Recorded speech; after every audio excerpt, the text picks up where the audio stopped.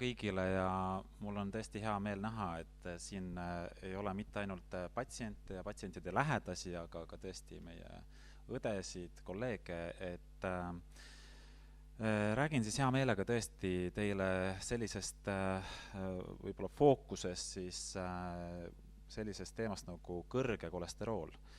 Ja nagu ka ilusti doktor Rätsep ka tegelikult rääkis, et miks need aordihaigused tekivad, on väga palju tegelikult need, ütleme, sellised väga levinud probleemid, et täna tõesti doktor Elkeniga me räägime kardioloogidena siis sellest kahest olulisemast võib-olla ja kõige levinumast, ehk siis vererõhk ja kõrgenev kolesterooli väärtus. Ehk et ma toon eraldi veel need välja, mis oli siin ka eelmainitud, aga mis on endiselt meil peamine südame-veresoonkonna haiguste riskitegurite grupp, on siis suitsetamine on see põhjus, mida meil on endiselt väga palju ja järjest enam ikkagi tuleb ka nende e-sigarettide kasutust, mis on kusjuures näidanud täpselt samasugust toimet nagu ka tubakasuitsetamine, kui me räägime veresoone kahjustusest. Kui me räägime näiteks kopsukahjustusest, eks ole, et kopsuvähi risk tõuseb, siis see pigem on seotud just selle tubakasuitsuga, eks ole, aga veresoone kahjustus mõlema puhul täpselt samasugune. Ülekaal, meil on pandeemia, kui me räägime meestest, täna on räägitud kui ka naistest, tegelikult naiste puhul, kui me vaatame Eestis viimast 30 aastat, siis naiste puhul ei ole ülekaalulisus oluliselt suurenenud, see osakaal, aga mehi meil on juba rohkem ülekaalulisi kui normkaalulisi. Ja seda juba lastest saati tegelikult, alates 16. eluaastast. Siis kõrge vererõhk, mis on siis järgmine loeng, kõrge kolesterooli väärtus ja kõrge veresuhkru väärtus. Et tegelikult, kui me vaatame neid lihtsat viite väga sageli eluviisi haigust, siis need moodustavad või selgitavad just need riskitegurid 80–90% südamehaiguse juhtudest. Ja tegelikult igal pool ei ole see südame-veresoonkonna haigus tegelikult surmapõhjus number 1, et kusjuures Hispaanias vähid ja südame-veresoonkonna haigused jagavad seda esimest kohta, et me saame väga palju teha selleks, et seal on tõesti neid selliseid programme tehtud, eks ole, et teadlikkust suurendada ühiskonnas, et see toob kasu, et see toob seda teadlikkuse suurendamine, toob ka seda, et vähem ka meil inimestel on südame-veresoonkonna haigusi. Aga tõesti, väga sageli me oleme harjunud nägema neid riskitegureid, mis siin said mainitud, nagu südame veresoonte lupjumist. Aga me oleme üks tervik, et meil on tõesti pump, mis lükkab siis selle vere, eks ole, siis kui süda kokku tõmbub, siis aorti, mis on nagu tõesti kõige suurem arter meil, aga need arterid hargnevad väiksemateks harudeks, ehk et see tegelikult on üks suur tervik. Kolesterooli ainevahetus, see on tegelikult nagu selline kahesuunaline liiklus. See on väga selline tore, väga ilus tee on tegelikult, olete Tapast Loobusse sõitnud vastupidi. Et tegelikult siit toon lihtsalt võrdluse kolesteroolina, et kolesterool on tegelikult selline veres ringlev, kui ka tegelikult meie rakkudes olev selline ehitusmaterjal. Ja maks seda toodab ja viib seda siis vereringesse, siis eritab, jõuab see meie kehakudedesse ja kehakoed samamoodi, nad eritavad siis või ütleme selline jääk nagu kolesterool on siis haadel, mis viiakse maksa ja mis siis viiakse sellisele nagu eemaldamisele. Et see ongi tegelikult sageli ongi seda meil paraku inimestel, et mida on ka professor Viigimaa teadusgrupp näidanud, et meie inimeste keskmine kõrge, ütleme, kolesterooli väärtus on kuskil 3,5 on see LDL kolesterool, ma kohe näitan teile ka normväärtusi, aga et selline ebatasakaal selle hea ja halva kolesterooli vahel, ehk siis see halb on nii-öelda siis LDL kolesterool ja nii-öelda hea kolesterool on see HDL kolesterool. Mida siis see kõrgenev kolesterool põhjustab meil veresoontes? Nii nagu aordis sai räägitud väga ilusti doktor Rätsepa poolt, mida see põhjustab samamoodi ka ajuveresoontes, samamoodi ka südameveresoontes, põhjustab siis ateroskleroosi, selliseid naastude teket ja need naastud, te näete siin paremal ka, on siis, põhjustavad siis veresoones selliste verevoolu häirumist. Ja tõsisem lugu on tõesti see, kui see naast, mis selles veresoones siis on, lõhkeb. Ja mis siis juhtub, on see, et sinna peale hakkab tekkima tõesti, nagu ka doktor Põder ütles, tromb. Ja kui me räägime südameveresoonest, siis selle tulemuseks ongi müokardi infarkt, südamlihase infarkt. Aga see võib juhtuda ka suures on ju veresoonest nagu aort, eks ole, et oli siin penetreeruv siis nagu selline naastu rebenemine ka. Mis siis need normaalsed väärtused, kui me kolesteroolist räägime, et juba sai mainitud, et tegelikult kolesteroolil on erinevaid selliseid alaosasid. Me räägime üldkolesteroolist, HDL-kolesterool, LDL-kolesterool ja triiglütseriidid, see viimane on siis nagu vererasvad.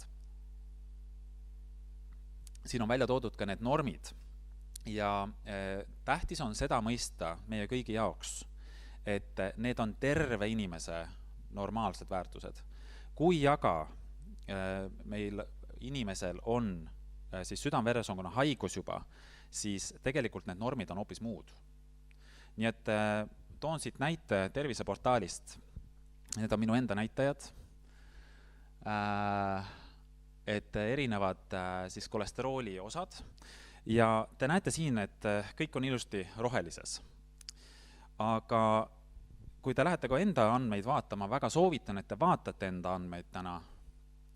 Te näete ka seda, et LDL-kolesterool, mida me peame siis kõige olulisemaks selliseks, see halb kolesterool, selle taset, siis te näete siin seda, et on ka eraldi toodud selles terviseportaalis ka tõlgendus. LDL-kolesterooli eesmärkväärtus sõltub patsiendi kardiovaskulaarse riski ulatusest. Natuke keerukas võib-olla sõnum või niimoodi, aga põhimõtteliselt see tähendab seda, et igal ühel meist tegelikult on erinevad eesmärkväärtused. Näiteks kui minul nende nagu andmetega vaadates mul oleks näiteks südame isheemiatõbi, siis tegelikult see ei ole minu jaoks norm. Aga terve inimesena see on norm. Nii et mis need eesmärkväärtused? Nüüd vaadake, kas te kuulute ühte nendesse gruppidesse, mida ma siin eraldi välja toonud. Kas teil on diabeeti, ehk siis kõrget veresuhkrut? Kas teil esineb südamepuudulikkust? Kas teil on teada südamisheemiatõbi või ateroskleroos teistes arterites, nagu perifeersed arterid, siis kaugmised jalaarterid, eks ole, või siis ajuveresoontes?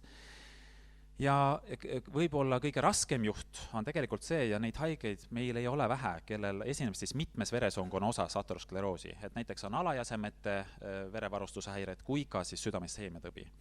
Et sõltuvalt sellest on siis LDL-kolesterooli eesmärkväärtused täiesti erinevad ja me läheme tõesti väga alla. LDL-kolesterool alla 1 meie jaoks ei ole mingi probleem, nagu ütleme, sellist sihtmärkväärtust tegelikult kasutada. Sellest saab kasu inimene. Kuidas neid eesmärke saavutada? Et loomulikult, et esmane on alati eluviisid, mis on kõige olulisem ja ei tohi kunagi unustada, kui isegi inimene ravimit saab selle kolesterooli langetamiseks, ei tohi unustada eluviise selle kõrvalt. Ehk et Vahemere dieedist on väga palju räägitud. Mis see Vahemere dieet endast kujutab, on siis see, et seal Vahemere ääres eelistatakse taimsel toidul põhinevat menüüd, mis sisaldab siis rohkelt kiudaineid, täisteratooteid, puu, juurvilju, kaunvilju ja pähkleid. Ainukene mure on meil see, et Vahemeri on meist üsna kaugel. Mis on see Eesti toidupüramiid? Te näete, mis on see soovituslik Eesti toidupüramiid, te näete siin vasakul, aga paremal Tervise Arengu Instituudi poolt väga ilusti välja toodud selline tegelik Eesti elaniku toidulaud nädalane. Et te näete, et see ei olegi püramiidikujuline, nagu ta peaks olema, et meil tõesti on liiga vähe rohelist. Te näete, et see rohelist on siin väga harv osa ja väga palju on meil liha meie toidus, mida me tarbime, ja väga palju on magustatud siis jooke. Ja olen ka rääkinud ise samuti Tervise Arengu Instituudi spetsialistidega ka seda, et tegelikult väga huvitav oleks vaadata seda toidupüramiidi erinevates vanusegruppides. See on Eesti keskmine elanik, aga kui me vaatame näiteks oma lapsi, kiirnuudlid, ma tean mul on 3 tütart, et ühesõnaga, et ühesõnaga see on kindlasti erinevates vanusegruppides. Et me peame seda jälgima, soodustama selliste tervislikke siis söömisharjumusi. Ja mis need toidueelistused me peaks siis olema, on see, et on väga ilus Tervisekassa poolt välja antud siis ka ravijuhis, milliseid teraviljatooteid me peaks eelistama, milliseid köögivilju eelistama, kaunvilju, kui palju üldse maiustusi me võime tarvitada, et see on täiesti kättesaadav selline soovitused, mida siis järgida. Aga kindlasti, kui me räägime kolesterooli ainevahetusest, siis ma tahtsin eraldi välja tuua teile mõned müüdid, mida me peame murdma, mis on väga palju levinud tegelikult meie ühiskonnas. Üks on see, et kui ma olen normaalkaalus, siis mul ei saa olla kõrge kolesterool. Ma olen ise selline kõrge kolesterooli spetsialist meie haiglas, võtan vastu väga raskeid kolesterooli tõusuga siis patsiente ja enamus neist on normaalkaalus. Ülekaalulisi on ülivähe. Ehk et see välimus, inimese välimus ei näita üldse seda, mis on tema veres ringlev siis kolesterooli väärtus. Number 2. Kui tunnen end hästi, pole kolesterool mul probleemiks. Et sellest said tõesti ka eelpool kõnelejad rääkinud, et kõrge kolesterool on vaikne tapja. Et see ei anna mitte kuidagi tunda. Kõik rasvad on halvaks ja pean sööma rasvavabalt. Et tegelikult rasvu on meie söögis erinevaid. Et kui me räägime näiteks oomega rasvhapetest, mida on palju rasvases kalas, nagu lõhe, forell, siis see on isegi soovituslik, mida rohkem me tarbime, seda parem. Et näiteks triiglütseriidid, need samad vererasvad tänu sellele ka langevad. Et tõesti punast lihatooteid tarvitada kuni 1 kord nädalas, aga kala vähemalt 1 kord nädalas. Ja tõesti need küllastunud rasvad, need loomsed rasvad ja ka need transrasvad, et nende tase peaks olema tõesti toidus väike.